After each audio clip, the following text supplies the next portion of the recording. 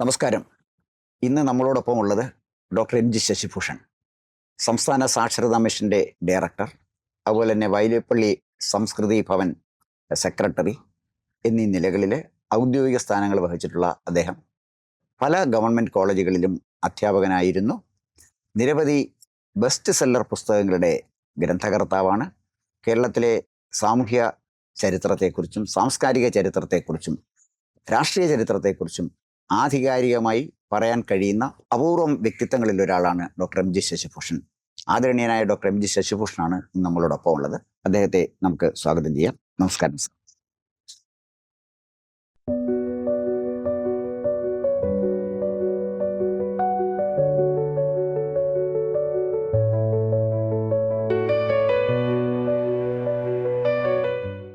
ഇന്ത്യയിലെ ഏറ്റവും സമ്പന്നൻ അദാനിയാണോ അംബാനിയാണോ എന്ന് ചോദിച്ചാൽ അവരാരുമല്ല, മറിച്ച് ഇങ്ങ് അനന്തപുരിയിലുള്ള ശ്രീപത്മനാഭനാണ് എന്നാണ് പറയുന്നത്. ശതകോടി രൂപയുടെ മൂല്യമുള്ള സ്വർണശേഖരമാണ് ശ്രീപത്മനാഭസ്വാമി ക്ഷേത്രത്തിലെ ഇന്ന് സൂക്ഷിച്ചു വെച്ചിരിക്കുന്നത്. ആ ക്ഷേത്രത്തിലെ സ്വർണശേഖരം സൂക്ഷിച്ചു വെച്ചിരിക്കുന്ന നിലവറകൾ തുറക്കാൻ സുപ്രീം കോടതി നിയോഗിച്ച അപൂർവം ആളുകളിൽ ഒരാളായിരുന്നു അങ്ങ്. അപ്പൊ നിലവറ തുറക്കാനായി ഈ ക്ഷേത്രത്തിന്റെ ഭൂഗർഭത്തിലേക്ക് പോയി. അത് തുറന്നപ്പോൾ ഒരുപാട് വിചിത്രമായ അനുഭവങ്ങളുണ്ടായി എന്നൊക്കെ പലരും എഴുതി പറഞ്ഞും ഒക്കെ കേൾക്കുന്നുണ്ട്. അത് ആ നിലവറ തുറക്കാൻ അന്നത്തെ ഉദ്യോഗസ്ഥന്മാരോടൊപ്പം പോയ ഒരു വ്യക്തി എന്ന നിലയിൽ അങ്ങയുടെ അനുഭവം ഒന്ന് പങ്കുവയ്ക്കാമോ? കേൾക്കാൻ സുഖമുള്ള കാര്യമാണ്.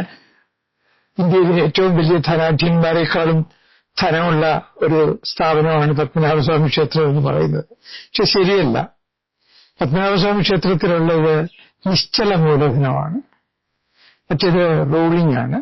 ഈ സമ്പന്നന്മാരുടെ രണ്ടിനും വ്യത്യാസമുണ്ട്.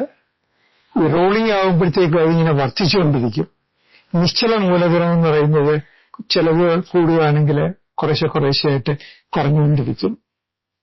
ഏതായാലും ന്യൂയോർക്ക് ടൈംസിന്റെ കണക്കുകൂട്ടലനുസരിച്ച് $3 ട്രില്യൺ വർത്തുള്ള ധനം പത്മനാഭസ്വാമി ക്ഷേത്രത്തിലെ നിലവറകളിലായിട്ട് ഉണ്ട്.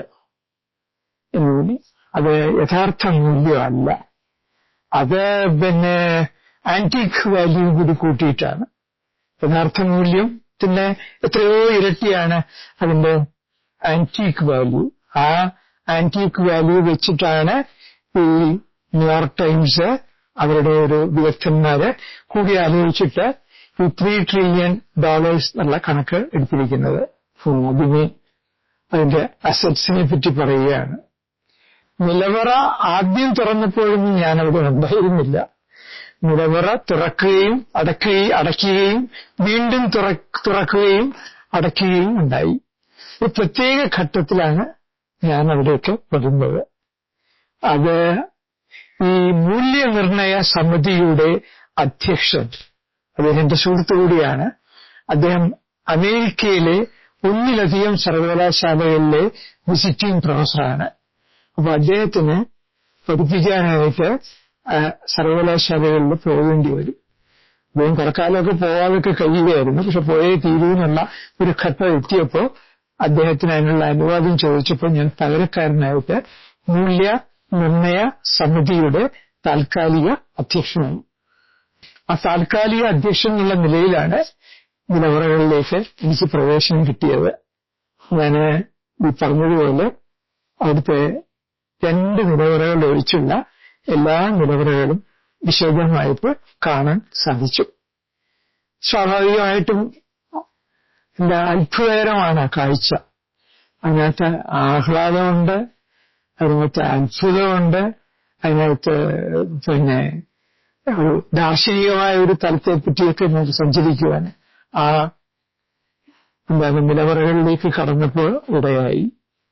നമ്മൾ അതിനകത്ത് കണ്ടത് എന്താന്ന് പറഞ്ഞു കഴിഞ്ഞാല് എത്രയോ നൂറ്റാണ്ടുകളായിട്ട് അത് സമാഹരിക്കപ്പെട്ട ഒരു ധനമാണ്. ഒന്ന്. 2, എത്രയോ വർഷങ്ങളായിട്ട് അത് ഇങ്ങനെ അവിടെ ഉണ്ടല്ലോ. എത്രയെല്ലാം വിപരീതമായ സാഹചര്യങ്ങൾ ഉണ്ടായിട്ടും അതിനെയൊക്കെ മറികടന്നുകൊണ്ട് ഇത്രയെങ്കിലും, മുഴുവനുണ്ടെന്ന് എനിക്ക് അറിഞ്ഞുകൂടാ, ഇത്രയെങ്കിലും ഉണ്ടല്ലോ എന്നതും തോന്നുകയുണ്ടായി. അവിടെ വന്ന സമ്പത്തിനെ പറ്റിയുള്ള ഒരു എന്റെ വിലയിരുത്തൽ ഞാൻ ആദ്യമേ പറയാം. ഇത് മുഴുവൻ ഒരു രാജകുടുംബത്തിന്റെ കാണിക്കയല്ല. രാജകുടുംബത്തിന്റെ കാണിക്കയുണ്ട്, ഭക്തന്മാരുടെ കാണിക്കയുണ്ട്, അതുപോലെ തന്നെ അയൽ രാജ്യങ്ങളെ വെട്ടിപ്പിടിച്ചപ്പോൾ അവര് സൂക്ഷിച്ചു വച്ചിരുന്ന സ്വർണവും വെള്ളിയും ഇങ്ങോട്ടേക്ക് കൊണ്ടുവന്നതും അവിടെ കാണാൻ സാധിച്ചു. മൂന്നുമുണ്ട്. ആ മൂന്നുമുണ്ടെന്ന് പറയുമ്പോൾ അന്നത്തെ കാലത്ത് ശത്രുവിനെ ശത്രുവായി തന്നെ കണ്ട് അത് കഴിഞ്ഞിട്ട് ആ ശത്രുവിന്റെ ഭണ്ഡാകാരങ്ങളിലുള്ള സമ്പത്ത് കൊള്ളയടിക്കുക എന്ന് പറയുന്നത് സാധാരണമാണ്. ഏത് കാലത്തും ശത്രുവിനെ കീഴ്പ്പെടുത്തി കഴിഞ്ഞാൽ ആ ശത്രുവിന്റെ രാജ്യത്തുള്ള ഭണ്ഡാരം കൊള്ളയടിക്കും. ആ കൊള്ളയടിച്ചു കൊണ്ടുവരുന്ന മുതല് അതേപടി ഇവിടെ സൂക്ഷിക്കുകയില്ല. രാജാവിന്റെ മാല ഉണ്ടെങ്കിൽ ആ മാല അങ്ങനെയൊന്നും സൂക്ഷിക്കുകയില്ല. അപ്പൊ കായംകുളത്തിന്റെയും തെക്കൻകൂറിന്റെയും വടക്കൻകൂറിന്റെയും ദേശിങ്ങനാടിന്റെയും സമ്പത്ത് പത്മനാഭസ്വാമി ക്ഷേത്രത്തിൽ ഉണ്ട്. പക്ഷെ അത് അതേപടിയല്ല. അത് ഉരുക്കിയിട്ട് സ്വർണ്ണക്കട്ടികളാക്കി വെള്ളിക്കട്ടികളാക്കിയിട്ടാണ് അവിടെ സൂക്ഷിച്ചിരിക്കുന്നത്. പത്മനാഭസ്വാമി ക്ഷേത്രത്തിലെ ഒരു നിലവറകളിലെ അസറ്റ്സിനെ പറ്റിയുള്ള ഒരു വിവരണം ഞാൻ തുടങ്ങിക്കഴിഞ്ഞു. അത് കഴിഞ്ഞിട്ട് ഭഗവാൻ ചാർത്തുന്ന പല നീളത്തിലുള്ള മാലകള്, സരപ്പളി മാലകള് അതവിടെയുണ്ട്. പിന്നെ അനവധി നാണയങ്ങൾ. ആ നാണയങ്ങൾ എന്ന് പറയുമ്പോ അന്നത്തെ കാലത്ത് കുരുമുളക് വ്യാപാരത്തിനായിട്ട് കേരളത്തിലേക്ക് വന്ന ഈ പാശ്ചാത്യ ശക്തികളുടെ നാണയങ്ങൾ അതവിടെ ഉണ്ട്. അതുപോലെ തദ്ദേശീയമായ നാണയങ്ങൾ, സ്വർണത്തിനും വെള്ളിയിലുമുള്ള നാണയങ്ങൾ. ഇതുകൂടാതെ പൊന്നുകൊണ്ടുണ്ടാക്കിയ പൂക്കൾ, അതുപോലെ പൂജാപാത്രങ്ങൾ, കലശക്കുടങ്ങൾ, സ്വർണം കൊണ്ടുള്ള വിളക്കുകൾ, സ്വർണം കൊണ്ടുള്ള പനീർക്കുപ്പികൾ, ഇതിനെല്ലാം ഉപരിയായിട്ട് മഹാവിഷ്ണുവിന്റെ ചതുർബാഹുവായിട്ടുള്ള മഹാവിഷ്ണുവിന്റെ സ്വർണ്ണ വിഗ്രഹങ്ങൾ, അതിലും വിശേഷമായിട്ട് രത്നക്കല്ലുകൾ പതിപ്പിച്ച സ്വർണ്ണ വിഗ്രഹങ്ങൾ.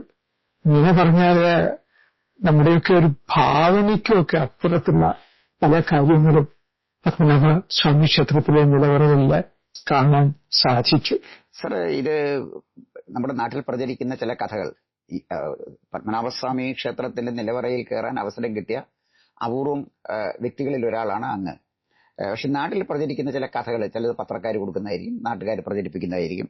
ഈ നിലവറയ്ക്ക് കാവൽ നിൽക്കുന്നത് 2 വജ്രക്കല്ലുകളുള്ള സർപ്പങ്ങളാണെന്നും നമ്മൾ ഒരു പന്തത്തിന്റെ വെളിച്ചത്തിലെ നിലവറയ്ക്കകത്ത് കടക്കാൻ കഴിയുമെന്നും നിലവറയിലെ കൂരിരുട്ടാണെന്നും സർപ്പങ്ങൾ അവിടെ ഇഴഞ്ഞു നടക്കുന്നുണ്ടായിരുന്നു എന്നും അപ്പൊ അതൊക്കെ മാറ്റിയാണ് ഈ സംഘം അതിനകത്ത് കയറിയതെന്നും വളരെ സാഹസികമായി അതിനകത്ത് കയറിയ പോലെയുള്ള ചില അപസർപ്പക നോവലുകളിലെ വിവരണം പോലെ ഒട്ടേറെ വിവരണങ്ങൾ അന്ന് പത്രങ്ങളിൽ വരികയുണ്ടായി.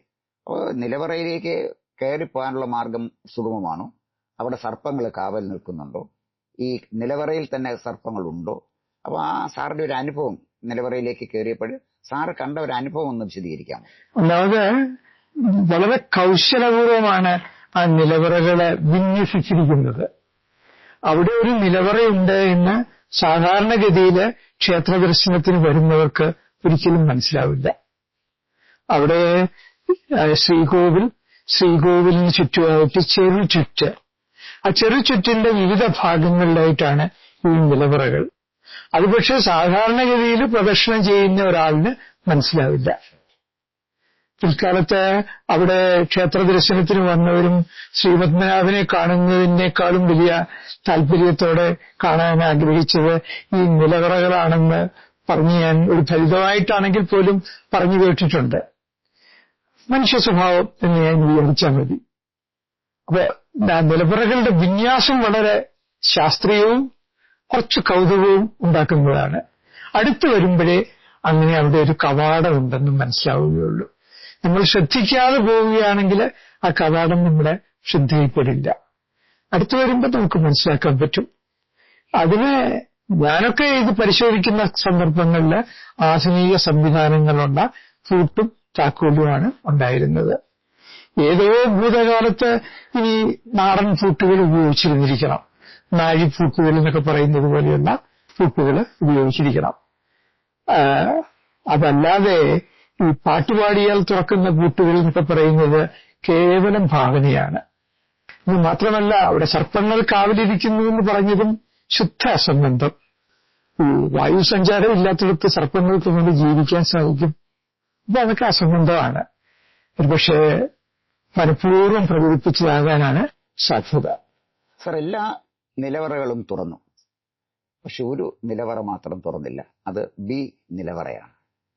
ബി നിലവറ തുറന്നാൽ ഇവിടെ പ്രളയമുണ്ടാകുമെന്നും നിലവറ തുറക്കുന്നവന്റെ അന്ത്യമായിരിക്കുമെന്നും അത് രാജ്യത്തിനും ഭരണാധികാരികൾക്കും അപശകുനമായിരിക്കും എന്നൊക്കെ ഒരുപാട് കഥകൾ പ്രചരിപ്പിക്കുന്നുണ്ട്. എന്താണ് സാർ ഈ ബി നിലവറ മാത്രം തുറക്കാതെ വെച്ചിരിക്കുന്നില്ല? അതിന്റെ കാര്യം എന്താണ്? ഈ എ നിലവറ ബി നിലവറ എന്നൊക്കെ പറയുന്നത് കോടതിക്ക് കൊടുത്ത ഒരു രേഖയില് അവരുടെ സൗകര്യത്തിന് വേണ്ടി ഇട്ട പേരുകളാണ്. യഥാർത്ഥ പേരുകൾ ഇങ്ങനെയൊന്നുമല്ല.